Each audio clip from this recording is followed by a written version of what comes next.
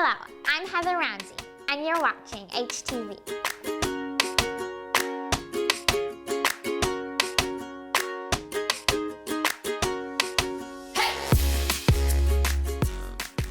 So you do a lot of volunteer work with Shaw? Yes, I do a bit. I've been with them for a little over 20 years now. What type of stuff do you do?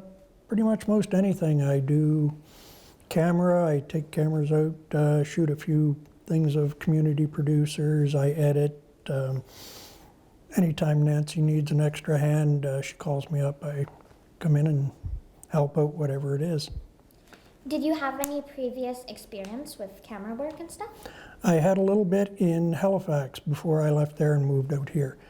I had worked for Access 10, and I had only done that a few months prior to moving out here, but I quite enjoyed it. And when I got here, I thought I'm just going to see if there's a place to volunteer in television.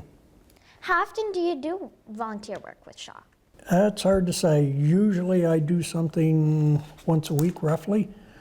It depends. Sometimes I shoot community producers and then edit it throughout the week. Maybe the next week I may not do too much. Like I say, it just depends how busy it is and if there are things that I have a particular interest in shooting. What's the most challenging part of it? Doing the Time Traveler. That's the biggest project I run, finding the particular topics to do and then researching the various topics. What's the best part about it? People enjoy it, and hopefully I think people maybe have a little more interest in the history of the town. Get them to going into the museum, the archives, things like that. Do you have to learn how to work different types of cameras and setups and stuff? Oh yes. Yeah, each one of the cameras is its own camera. Each one is different. Mostly I just use the one camera, know how to set it up, know how to run the mics and that for it, know how to color balance it, and then know how to focus and shoot. So as you said, you have a TV show, The Time Traveler. Yes. So what is it about? Local history. We've done pieces on everything from the Anderson Mill up through to the internment of the Japanese during World War II. Do you have a favorite episode you filmed? I think the one about the Japanese, the World War II internment, that was the one that kind of got to me the most. We had an interview guest, and she was quite excellent. We let that run for quite a bit, her interview. She was very good. I did research on the archives and some of the history on the way these people were treated prior to and during the Second World War, and even just after that war was just horrendous.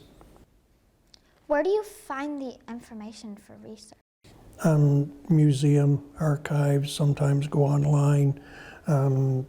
People who have lived through it or even have secondhand information that they can direct me to different places. How do you pick your questions when you're interviewing people?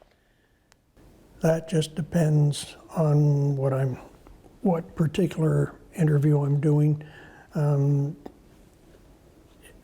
I just kind of research the topic, and then I try to get the questions and go in the direction I'd like them to try to go. But also when you're listening to them, when they say something, you try and pick up on that and ask them maybe to go in a little deeper if it's a part of the story that you're trying to do.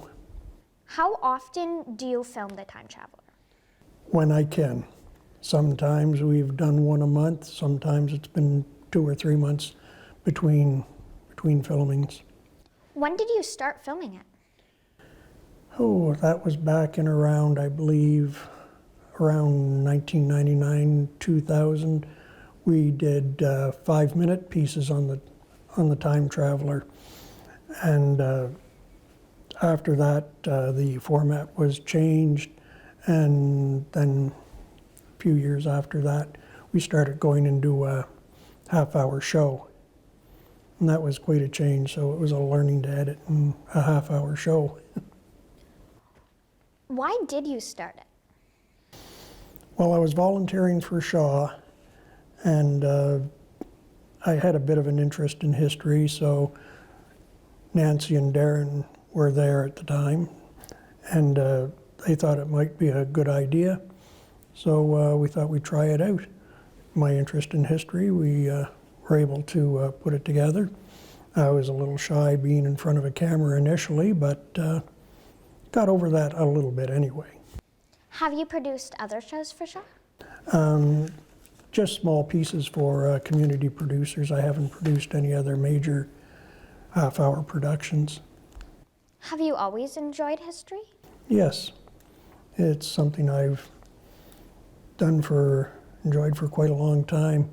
Even in school, one of my history teachers used to ask me the odd question, you know, and I'd show him some of the different things that I was doing, and he'd show it to the class.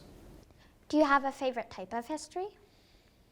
Probably 20th century, the wars, why we had the wars.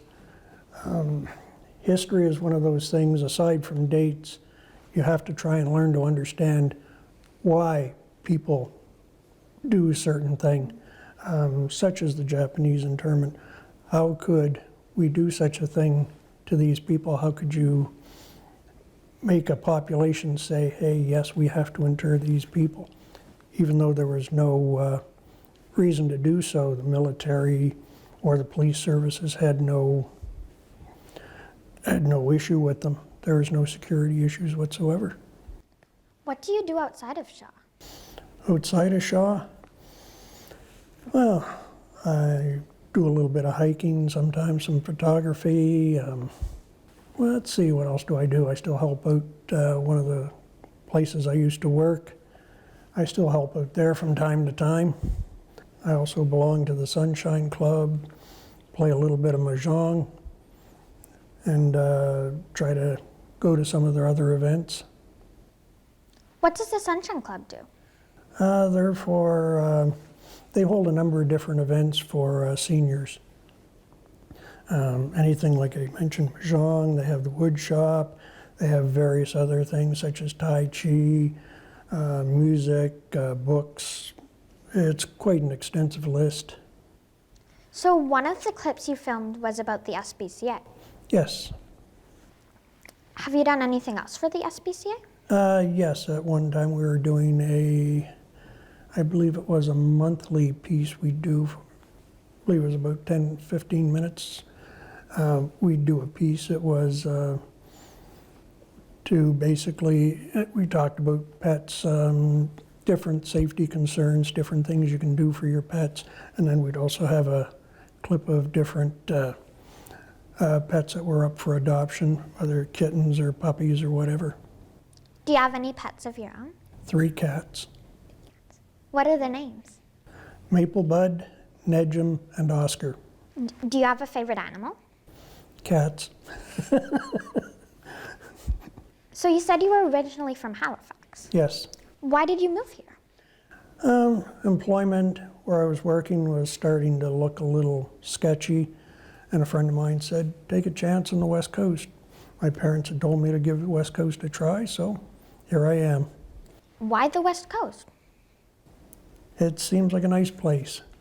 My parents had lived here before, and they said, yeah, it's a great place, give it a try.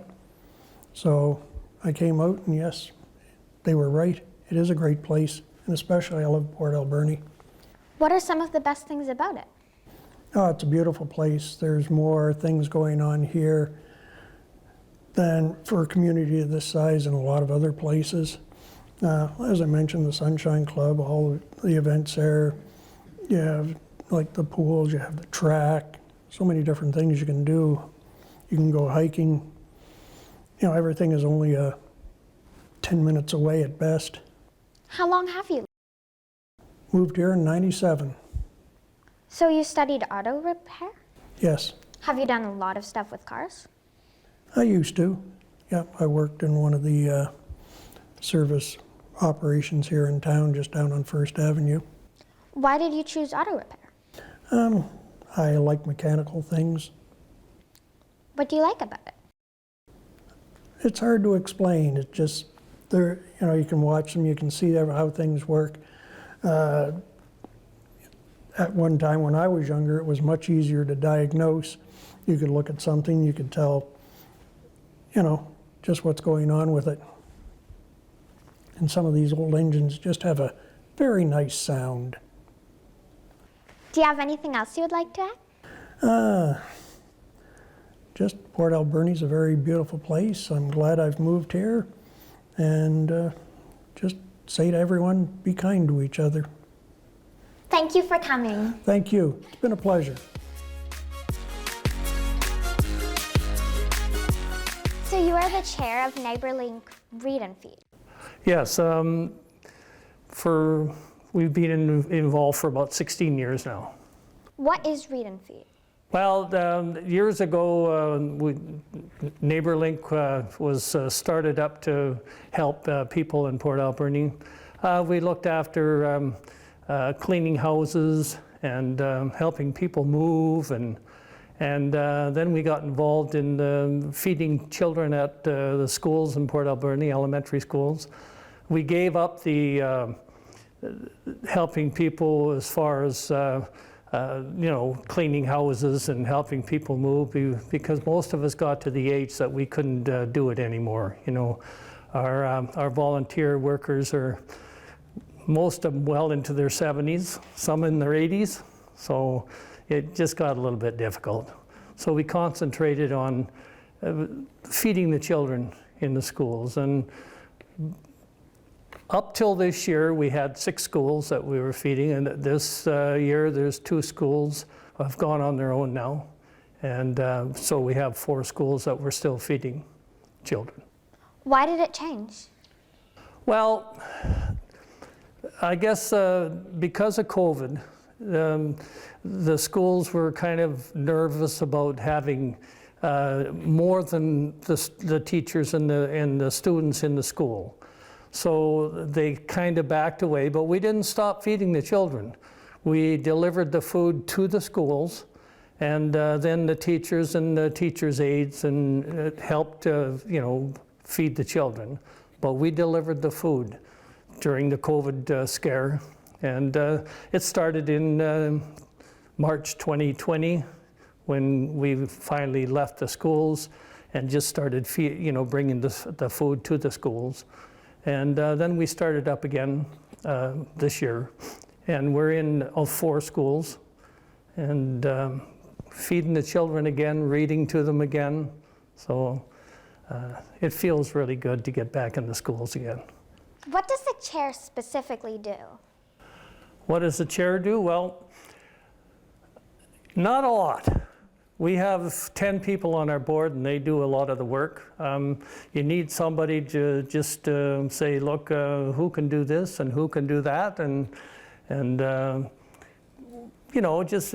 basically get the agenda together, and we meet once a month, and we sit down and we decide how much money we have and what kind of food that we're going to serve the children, and we follow the Breakfast Club of Canada rules as closely as we can.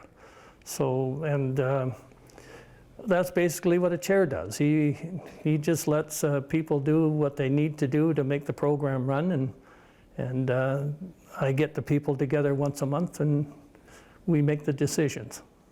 What food is usually served? Well, we have apples, we have oranges, we have bread, and we toast it and make toast out of it, and the kids love it. Put a little bit of butter on it, and cucumbers, and yeah, just a well-rounded food menu that's suggested by Breakfast Clubs of Canada, and the kids love it. And then the most important thing is, while we're feeding them, we like to sit and read to the kids, and they enjoy that as much as they do the food, I believe. How many kids usually come? Well, on an average, depending on what school it is, Alberni Elementary, they normally have over 100 children that we feed each day. Sumas, we feed anywhere from 50 to 110, so depending on the day. And we really love to see the children come. It's so important that a child comes to school not hungry, and they learn, they play better, they're better human beings if they have food in their stomach, and that's so important. And that's what this program's all about. We believe that a well-fed child is more important and makes a better citizen. How would someone be able to help out and volunteer? Well, that's why I'm here tonight. Prior to the COVID scare, starting in March 2020, we had about 150 volunteers. And of course, like I said, they're at my age and older, a lot of them. And so they went 2 years without doing any of the going into class and reading and feeding the children. So we lost quite a few of them. So we're down to about 75 now. And it would be nice if we could get back to up to 150 again. And we sure would like the people of Port Alberni, that if they're listening to this, please come and volunteer. And my number is 724-0793. And my cell phone is 720-9316. Would someone need qualifications or not? Yeah, we do. We ask people, we have a form that they have to sign. So we know we have phone numbers that we can contact them, emails if they have it. And we ask them to take paper and go to the police station so that they can get a criminal record check. It's a simple process. You just fill out the form, take it to the police department, and they take care of it, and they'll let you know when you can come and pick it up. It's just for the protection of the children. So who started the Read and Feed? Well, Sally Anderson started about 16 years ago with a group, and they basically started this program and got it on the road and running. And as we progressed, we felt that we needed directors from the churches in town, and that is the important part of this, is that the churches are the ones who started this program with Sally Anderson. And you don't have to belong to a church to volunteer, but a lot of our volunteers belong to churches. And it's a good feeling. It's a feeling that kind of tugs at your heart. You know, Heather, there's nothing more important and nothing that makes you feel better than going into a class and feeding children. It fills my heart up, and I know it does Sally Anderson, and I know it does your father too. So it's so important. And the people, I've had kids come up to me. They're growing people now, and they'll come up to me and they say, "Mr. B, I can remember. Thank you so much for reading, and thank you for for the meals that you served." And we really appreciate that. How long have you specifically been? 15 years. I started about a year after Sally Anderson. So. How did you find out about it? Well, actually, another member of my church was involved in it. She said, "Come along, I want you to have a look at this and see what you think." And so I went to one of the meetings, and I said right away, I want to be involved in this. And my wife was involved in it. And we felt it was a real need that had to be filled. What are some challenges you have faced over the years? Well, the biggest challenge is, like I said, is volunteers. And you know, it doesn't take much. We arrive at the schools somewhere between 7:30, 7:45, and we're out of the schools most of the time by 9 o'clock. One of the biggest challenges, like I said, is funding, trying to get enough money to help, you know, fund the program so we can buy food.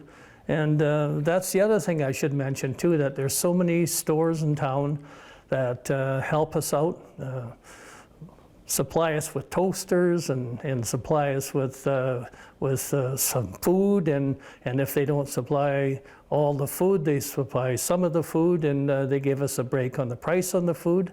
So it's just amazing how many stores have jumped on board and helped out this program. What are some of the successes? The successes, like I said, the kids remember us, and they thank us, and they say, hey, we really appreciate that you were there. And that's what it's all about. I myself, and I know Sally feels the same way, and every board member that we have, that we wouldn't be doing this if we didn't think it was a worthwhile program. Where do you meet?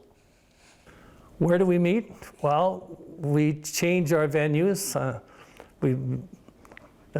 Michael has offered that we can meet here at the Salvation Army, and we meet at Cedar Grove Church, and we meet at Aerosmith Church, and so for just about all the churches that are involved, we can meet at either one of those churches any time we want. So we just pick one, and I send out the agenda and say, okay, we're meeting at Cedar Grove this month, or we're seating at a Baptist church, or pretty soon we'll be meeting here at the Salvation Army, I hope, as well. So you said it was organized by all the different churches? Yes, originally, yes. Are many of the churches involved? Oh, they're still involved, yep. Do they do other stuff together? Oh yeah, we have all kinds of things going on in the churches, you know, baby baskets, and they're involved in basically we gather soaps and shampoos and stuff like that, and we get it to the places in town that need it, women's shelters, and so they're continue to do those kind of things, but then they turn around and they help us run this program too. So churches are very involved and always have been. What are some of the benefits of the churches joining together? Well, as you know, that no matter what church you go to, the main reason for going to a church is because you believe in God and you believe in Jesus. And when you do that, you know you have to help people. And that's the most important thing. When you're a Christian, you know that you have to give. And that's what churches are all about. Are you originally from here? I arrived in the valley in 1949. So when I was here, there was still wooden sidewalks and gravel in the streets, and so things have changed. Where did you live before? I was born in Athabasca. I arrived here when I was 4 years old. Good part of my life is spent here. I was in the Navy for 3 years, but Port Alberni kept drawing me back, and you know, people tend to forget how beautiful this valley is and how giving the people are and how giving the businesses are. I mean, I don't know where you can go anywhere else in Canada where you can have the businesses and the people who work together to help people as much as in this valley. What are some of your favorite things about this valley? Everything.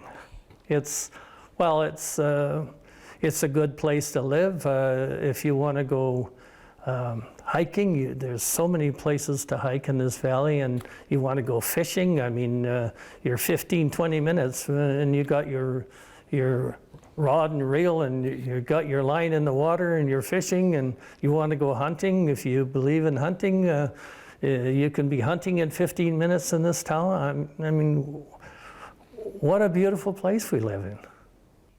Do you have anything else you would like to add? No, except who's ever watching this, if you have an inkling to be a volunteer, please contact me. I would be more than happy to put you on to Sally Anderson.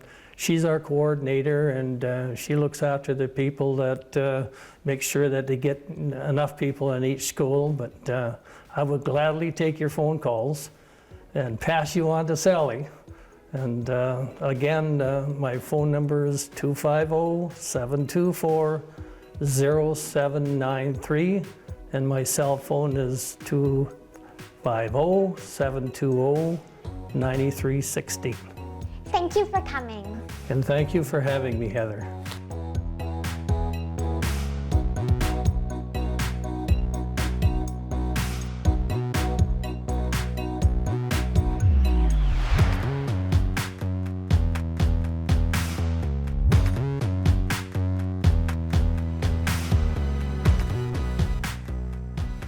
Until next time, I'm Heather Ramsay.